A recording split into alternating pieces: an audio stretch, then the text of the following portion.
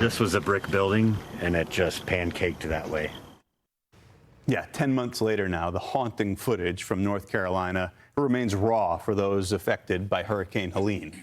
The storm caused devastating flooding in the southeast and is responsible for over 250 deaths and nearly $80 billion in damages. In affected areas like Asheville, recovery continues, more slowly in outlying communities where they are pressing for more aid. Let's go to Asheville with Fox News multimedia reporter Chelsea Torres. Chelsea, thanks for being here with us. Maybe nobody better than you. You've been there repeatedly, first in the days and weeks following the storm, but in the months after. So you've seen this recovery taking place. Describe what that process has been like. Yeah, I guess starting from the very beginning, Ian, I was here covering as Helene was coming through Asheville, and I just remember standing outside on my balcony covering it and constantly hearing firefighters going by, and I would look down and I would see firefighters going by, but also with water rescue boats. And that was something that was really hard to understand because at the time I was not as well versed of the rivers and creeks in western North Carolina. But then finally, the hours after, once everything kind of settled down, I started venturing my way out to see, okay, what does the damage look like? And you start seeing roads completely submerged. You saw poles down, light poles. You saw trees down. I remember even driving by this one Sonic, and I saw a gentleman outside. I mean, this had to be just hours, maybe by 1 p.m. And I would say that the storm came through, and you can correct me on this, just before around 11 o'clock or so. And so I remember being out around 1 p.m. and seeing a gentleman already outside with the chainsaw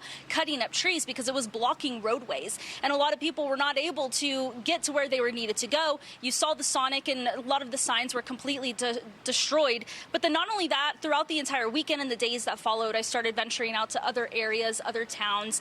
And you realize, I think what a lot of people didn't realize actually, was that not only was the infrastructure already damaged because of the widespread destruction from the flooding itself, but there was no power, there was no water, and no cell service. And so you'd drive around in Asheville and you'd see crowds of people standing outside the emergency room, standing outside the public library here in Asheville, and standing outside a couple of the hotels because they were the only places that had Wi-Fi. People did not have the means to contact their loved ones to see if anybody was okay, or if anybody was reaching out to them. They had no clue. There was no water, so nobody could take showers. You couldn't flush toilets. They were telling you not to drink the water, so then people are rushing to the stores, but then you get to the grocery store or any store and it's either closed or it's cash only.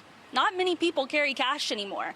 And then after that, it was just kind of this wondering of what's going to happen, what can we do? I think the beautiful part of what I've seen in the past 10 months is that the community really came together. People helping neighbors, neighbors helping neighbors, people from all over the country and all over the world, actually, I've met that have come here just to volunteer, just to help rebuild this area. And there's still so many towns, as you know, because we've covered them, that are still vying for that help, whether it's funding or they need volunteers just to help rebuild and get a lot of people back on their feet.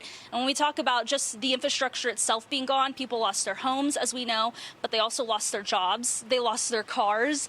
And you think about just putting yourself in their position of what it's like to go to ground zero. That's basically where a lot of these people were.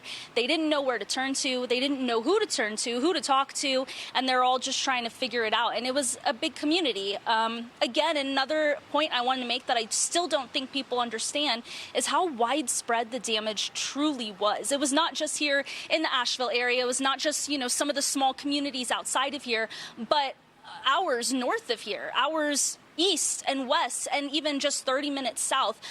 The damage was truly so far. If you follow so many of the creeks and rivers throughout western North Carolina, you can bet that there was some damage or destruction in that way. Yeah, Chelsea, that is such a big point. And quickly before we let you go, I wanted to ask you, so many milestones in these 10 months that you've reported on right here on Fox Weather. And they're important because they give everybody hope that you're getting closer to normal, or what life was like before this terrible storm. We got a new one. The state's Department of Transportation resumed bus services to Asheville. That was last Friday. So just one more of those things. But that's Asheville. And you mentioned what's going on across the entire region. What's that been like? What have you seen there lately? What do those towns look like as you get off the beaten path a little bit and you have folks that the recovery has been it's been coming much more slowly? You know, I think what's so hard to also understand is that this damage, Helene came through right at the peak of their main season, which is leaf changing season, right at the beginning of October. And so there's many areas around Western North Carolina that rely on that tourism, and they rely on people coming in to help with their towns and build that. And so one park, actually, Chimney Rock State Park, they just opened a few weeks ago, but that town in particular, we've covered that as well. I just saw a couple days ago that there's still opening more businesses and still opening a lot of them, but a lot of them are still closed. So again, it's going to be a slow recovery process, but they're making it happen. And again, it's just funding and volunteers that they need. Yeah, these have been and will continue to be very important stories. You've told us many here on Fox Weather, so we thank you for that. That's Fox News multimedia reporter Chelsea Torres in Asheville. Chelsea, thanks.